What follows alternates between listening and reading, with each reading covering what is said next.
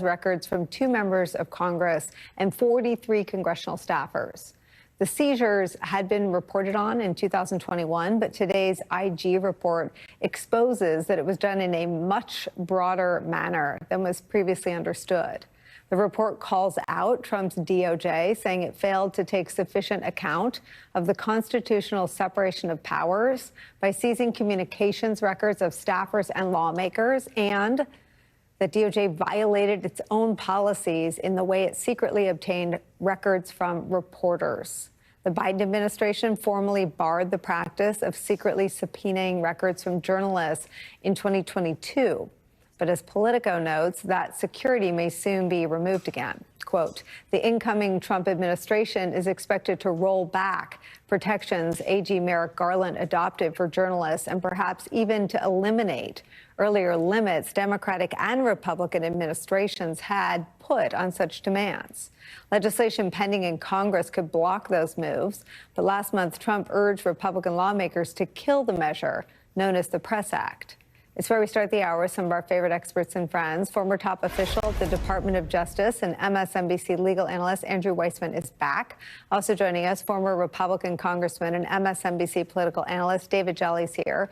And joining us by phone, New York Times investigative reporter Mike Schmidt's here. Mike, you had your phone records taken by the Trump Justice Department. What do you understand for the first time or more deeply from today's IG report?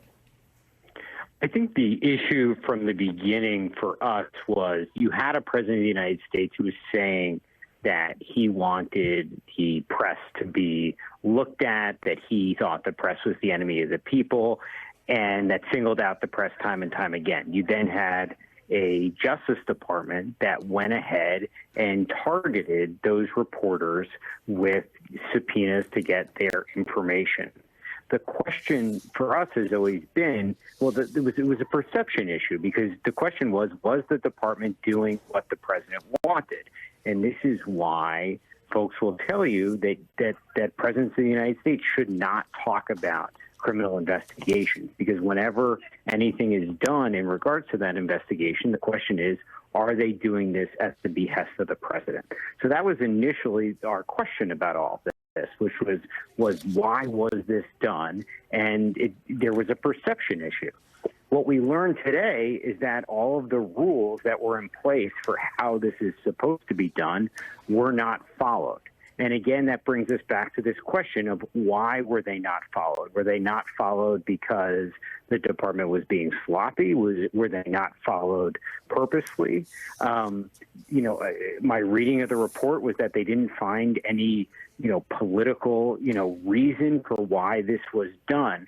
But once again, you have a situation where the Justice Department did something, and they did it, under the President of the United States, who wanted things like this done. He talked about it behind closed doors constantly, even dating back to when James Comey was FBI director, and very upset that Comey was not prosecuted as a leaker. And here you are having a department taking actions in regards to reporters, not following the rules, and, leaving anyone, who covers these things or looks at these things wondering, why did this happen? Your colleagues reported on this story at the time, and they wrote in part, the Trump Justice Department secretly seized the phone records of 4 New York Times reporters spanning nearly 4 months in 2017 as part of a leak investigation.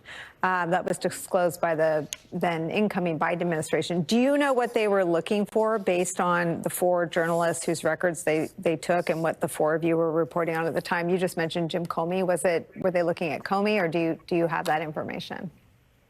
Well, we know that there was an ongoing leak investigation into how classified information ended up in a story that we wrote in April of 2017 about how the FBI handled this investigation. Hillary Clinton's email story did contain classified information. We do know that there was an investigation that looked at whether Comey had leaked classified information and whether Comey's friend and advisor, Dan Richardson, had been part of that. Those things we know were things that the department scrutinized and investigated. We do know, according to Bill Barr's book, that even in his last meeting with Donald Trump, executing the speaker. So those are sort of the things that we know about what the department was looking at and the investigations that it was looking at. But even today, we learned new details about different things that the department was able to obtain, different numbers of ours that they were looking at, and it still sort of leaves us, you now read the report and you find out that the department didn't follow the rules that they put in place for just these types of situations. Those rules, according to the report, were not followed. I mean, Andrew Weissman, the echo is obviously, as Mike's alluding to, Trump is run on retribution. There's a lot of coverage of how he'll use DOJ to prosecute his enemies. He successfully used DOJ to harass a lengthy list of enemies in his first presidency with the guardrails of Don McGahn and some of the other folks around him. Again, you've got Kash Patel in that interview pretty directly threatening to use the department criminally or civilly, whatever works. He basically says, we're finding out today from an Inspector General report that they've already done that. Let me press you on what Mike is talking about, Bill Barr's role in all this. This is from the Inspector General report today about Bill Barr. Quote, we were unable to confirm whether the DNI certification it obtained in another investigation was provided to the Attorney General before he authorized the request. And the department did not obtain the Attorney General's express authorization for the NDOs that were sought in connection with compulsory process issued in the investigations. Given the important interests at stake, we were troubled that these failures occurred, particularly given that only a few years had elapsed since the department substantially overhauled its news media policy in 2014 and 15, following serious criticisms concerning the department's efforts to obtain communications records of members of the news media. Do a little bit of translating for us. What are they getting at there? Yep. So this story could not be more important in terms of thinking about what could be happening in the next administration. What we're talking about here is internal Department of Justice policy. So this is something that the next Attorney General and the next President of the United States can control. Now, what is the policy? The Department of Justice in various administrations has had increasingly restrictive policies in the Obama administration and in the Biden administration. There were quite restrictive policies. Merrick Garland's is the most restrictive in terms of what the department can do when it seeks to subpoena reporters. Why? Because of First Amendment protection. And there are all sorts of categories which are off limits in terms of when you can subpoena, and even when you do seek and obtain approval from senior leadership up to and including the Attorney General, you cannot seek what's called an NDO, the letters that you just read, Nicolle. That is a non-disclosure agreement, meaning in the rare circumstance in the current administration where you're given authority to subpoena records from a journalist to get their phone records, you can't have a non-disclosure order that means that the journalist does not learn that it's happening. And that was one of the key criticisms in this report, that under the Trump administration, they had obtained these non-disclosure orders, these NDOs, so that the Washington Post, CNN, the New York Times did not know that this was happening. The same thing was happening on the congressional side, where there were non-disclosure orders, which means that the recipient isn't able to go to court to challenge it. So in the next administration, the next Attorney General and the President can wipe out all of the protections that Merrick Garland has put in place to protect the press and to protect congressional leaders and staffers from being the subjects of abusive subpoenas. And this really is something that in Democratic administrations, you have seen an increasing effort to honor the role of the Fourth Estate. And it is going to be really critical in this upcoming administration that you have that ability. But it remains to be seen whether we're going to return to a Barr-type administration, that Bill Barr's administration, where there were these lapses that have now been documented by the Inspector General report, both in terms of reporters and in terms of congressional leaders and staffers.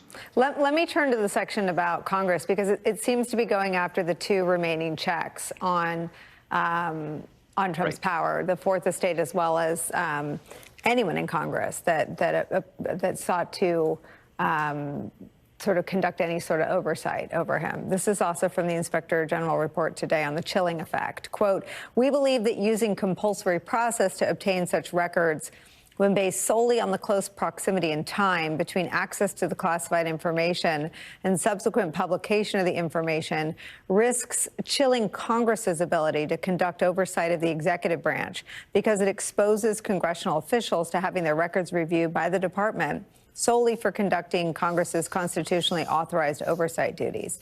Just give us a translation there on how that operates. And I mean, interestingly, maybe a footnote of history now, Kash Patel's records appear to have been swept up as well. He was, I believe, a congressional staffer at the time. So this reach into journalists is not mainstream journalists. It could be right-wing journalists as well. This reach into Congress isn't just Democratic members in this instance. It was Republican staffers, at least, as well. So we talked about reporters and the fact that there's a First Amendment of the Constitution, and in honor of that First Amendment, the Department of Justice has made it increasingly hard as to when you would be able to subpoena their records. They don't make it impossible, but they make it increasingly hard so that there is that ability to not chill the First Amendment rights of all of us. Now we're turning to the congressional right. The Congress has something in the Constitution that is akin to the First Amendment. It's called the Speech and Debate Clause. And they are immunized. They cannot be prosecuted for things that happen on the floor of the Senate or the House and things related to what happens on the floor of the Senate and the House. In other words, things that are part of that function. And the concern that you're hearing in the Inspector General's report that you alluded to, Nicolle, is exactly that concern, that Congress, whether we're dealing with Democrats or Republicans, they have an independent role. They're a separate branch of government. And so what the current administration has done under Merrick Garland is put in a whole variety of restrictions, not just with respect to reporters, but also with respect to Congress, to make sure that they're using those authorities responsibly. You don't want some low-level federal prosecutor sort of going, off on their own without, really serious review at senior levels. And remember, this is something that is just DOJ policy, Department of Justice policy. So it can be gone in a sweep of a hand as soon as you have a new attorney general.